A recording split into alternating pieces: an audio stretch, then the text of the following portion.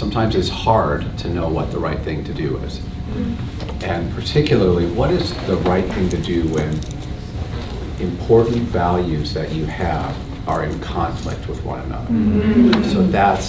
So for instance, a good example is treating people fairly and treating people equally. Now I know everyone's like, oh, I definitely want to treat people fairly, definitely want to treat people equally. Okay, but sometimes to treat someone, an individual, fairly, right, you might need to treat that person differently than someone else because they're different in something.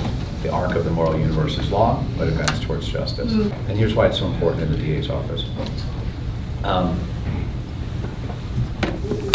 It says the moral arc of the universe is long, okay?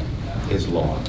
That's really important to understand, meaning we're not going to change, we're not going to fix it all today, and we're not going to fix it all tomorrow. There's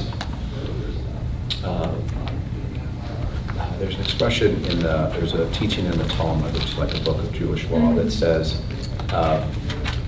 just because you're not going to finish the task in your lifetime does not relieve you of the obligation of trying to fulfill it.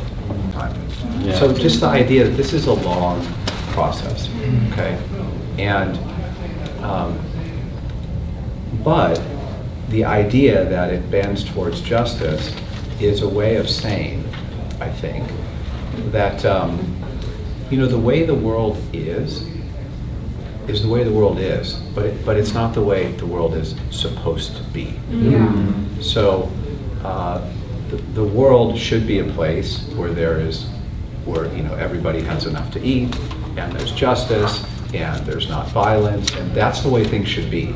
And partly what happens to people is, for so long we live where not everybody has enough to eat, and there is violence, and there is hatred, and there is racism, and there's bigotry, that you can think like, well, this is how the world is, and that's it. But really, this quote from him is, no, it's not how it's supposed to be.